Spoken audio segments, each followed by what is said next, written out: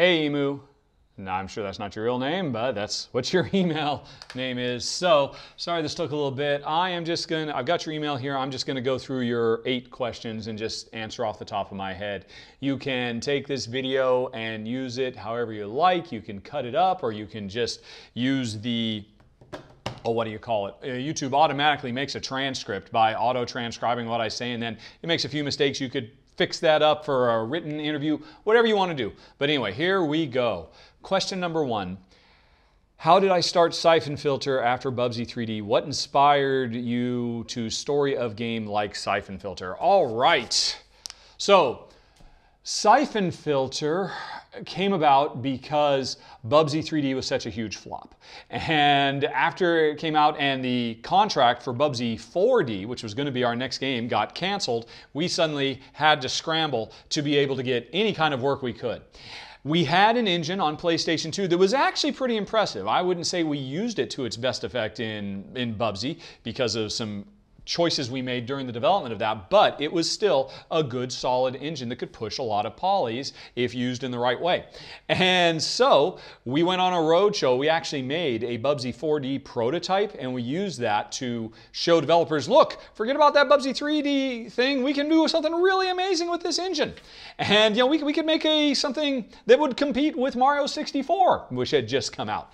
And of everybody we showed it to, the one who showed the most interest was Sony, and this was before they were 989 Studios. They were just called Sony in the Bay Area. And they had an internal project for Syphon Filter that they had been trying to find a publisher or a developer like us to work on. And so it was a match made in heaven. We had an engine, they had a game they wanted to make, and so we signed a contract and we were off to the races. Now, that said, you ask about the story of the game. The original story of Syphon Filter that we signed is nothing like what the final game was.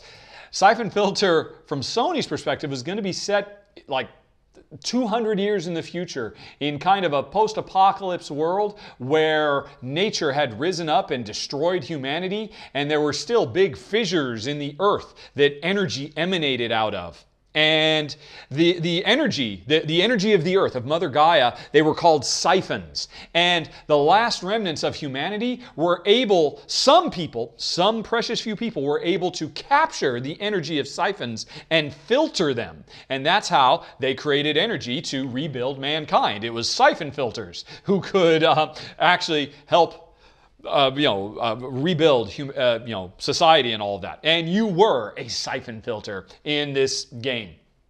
Crazy, far out. It was going to be kind of more, I would kind of liken it to maybe one of the more far out anime Final Fantasy. It was kind of a future world that was kind of fantasy but kind of futuristic, stuff like that. We signed the project because we needed to eat. But in all honesty, we had no interest in the subject matter of this game at all.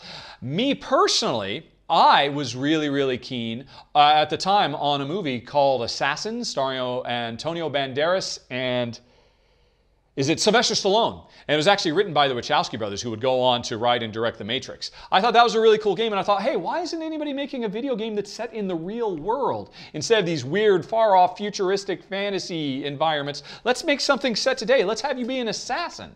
And, and so that kind of became the launch pad for what Syphon Filter would ultimately become. So it was interesting. Sony thought, this was years ago, back in the 90s, no one's going to want to be an assassin. Who would want to be a hitman or a bad guy who goes around killing innocent people? Nobody wants that. But tell you what, we'll compromise. How about if you're a secret agent? And so that's why Gabe Logan is a secret agent working for a shadowy conspiracy.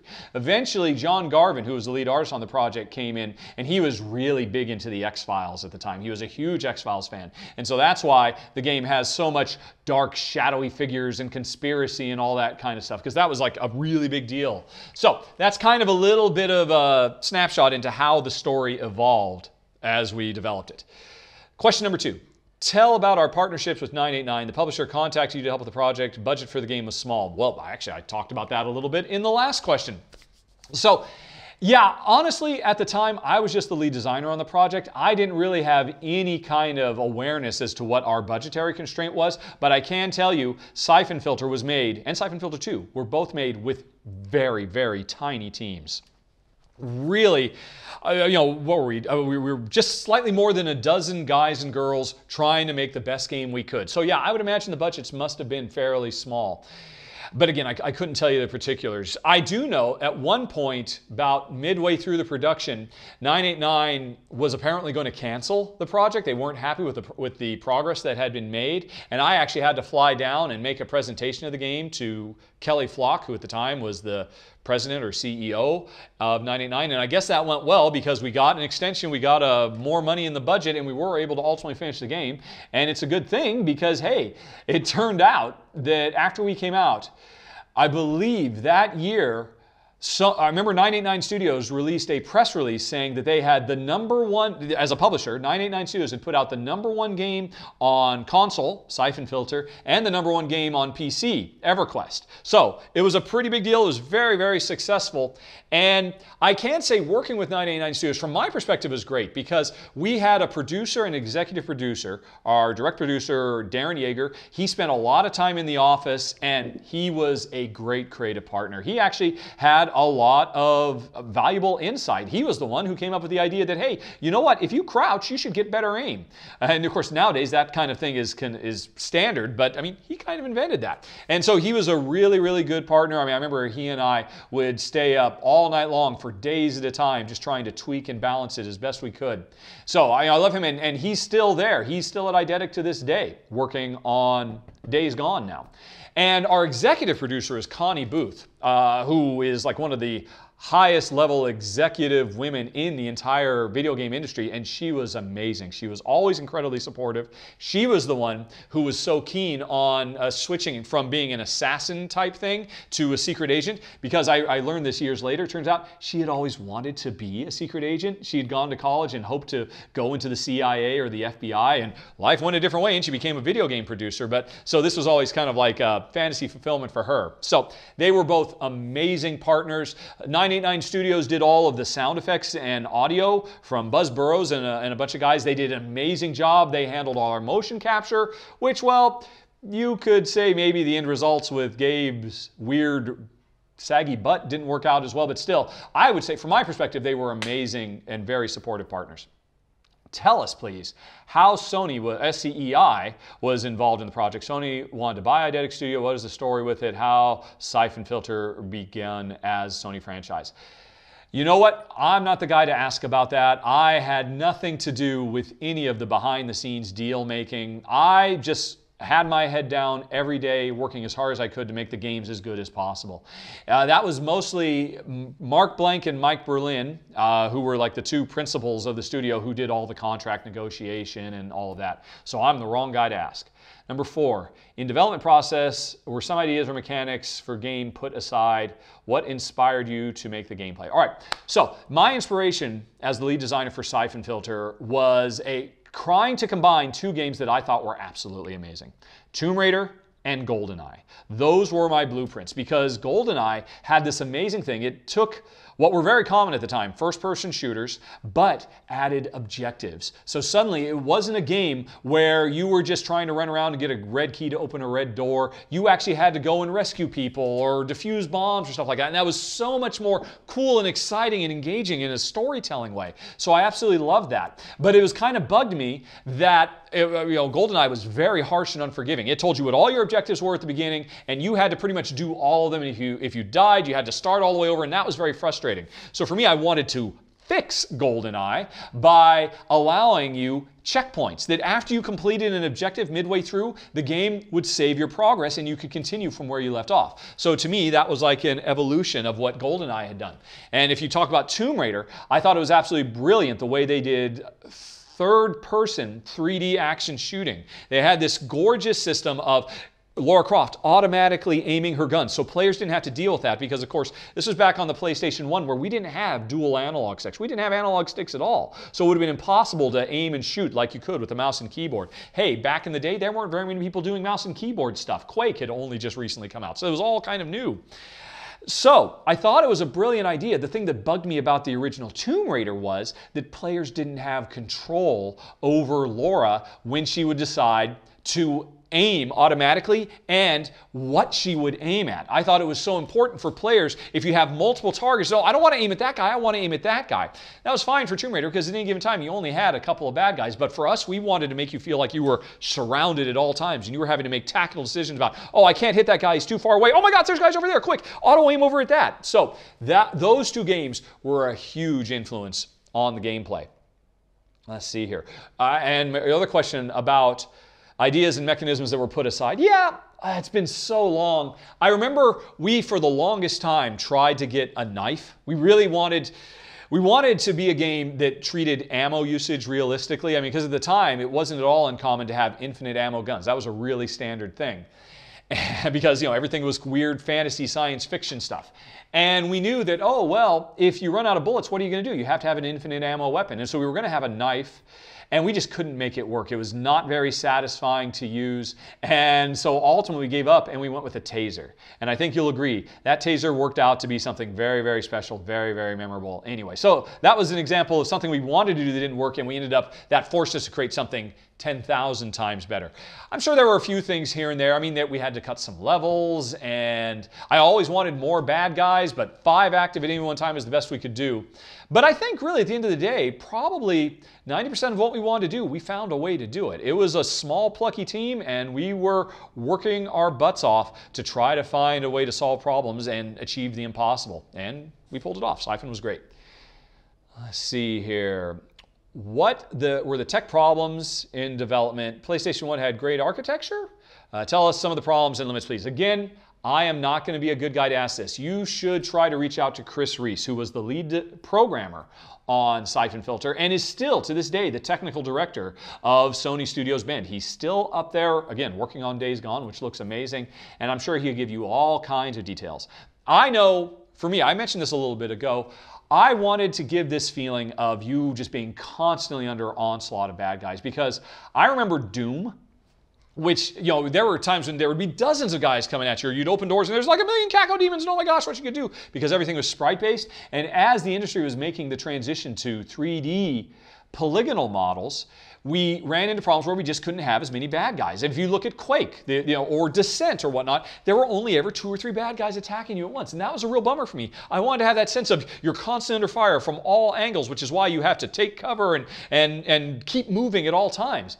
And it was a real technical restraint that we could only have 5 guys active at once, which, in all honesty, that's a pretty big deal. That's more guys than were active in Quake at that time. So, but I wanted more, and we just had to come up with clever ways to make do with 5. That's why you'll find so often that as you're running along through the streets or the corridors or whatever, oh, there's some guys ahead, and oh, boom, suddenly guys will appear from behind. There's always guys coming from behind, because to get that sense of you constantly feeling under threat, we could only had 5 guys active, but there were 2 or 3 guys in front of you, 2 or 3 guys behind you, and so you always felt surrounded, always under pressure, so that you had to use the auto-aiming stuff. So you'd get cool cinematic things like where the camera would whip around and you'd see looking over Gabe's shoulder as he shot at a guy up on a balcony or whatnot. I'm sure there were all kinds. I mean, you could ask John too. Certainly, we couldn't push very many polys. The fact that our characters didn't have faces really bothered John, our lead artist. And so he tried to come up with a system where, okay, well, the faces were just flat, but let's do some like kind of cartoon animation of the mouth and the eyes so characters could blink and stuff like that. That was just trying to get some kind of physical representation, that sense of connection with the characters. So there were things like that. But, those guys, oh, you're telling me I can't do it? Well, I'll just try to find a way to make the game fun in spite of that. It was tough. It was definitely tough. Right. What is my favorite game in the series and why? Well, I only worked on Syphon Filter 1, 2, and 3. And personally, I love what we did with Syphon Filter 2 because we made so many big jumps in terms of, because in Syphon Filter 1, one of the things I was very frustrated by is I wanted to have these really cool epic cinematic moments that would happen in real time. They weren't cutscenes, they were actually happening to you, and you could still move around and be in the middle of the movie. Again, this was stuff that nobody was doing at the time. Nowadays, it's kind of standard. So that was really interesting to me, but we couldn't do much of that. So in Syphon Filter 2, Mark Blank, the president of Sony Bend and the co-creator of Zork, if you go way, way back into the 70s, he actually came up with a scripting system that would allow me and Jeff Ross, my other co-designer, to actually script out really cool cinematic moments that would happen in the middle of gameplay, and I'm really proud of what we came up with. That said, I do still think Syphon Filter, the first game, is the best because we went a little bit too far, and I think Syphon Filter 2 was a bit over-scripted, you know, in that it's, as testers started ripping apart the game, and we had a really cool cinematic moment, but testers could find all ways to break it and introduce bugs. We just kept saying, oh, well, then we're going to restrict you more and more in what you could actually do. And that kind of made it kind of frustrating for the player. There wasn't that kind of frustration in the original Syphon Filter, where it was much more open-ended and you could do whatever you want to whenever you wanted.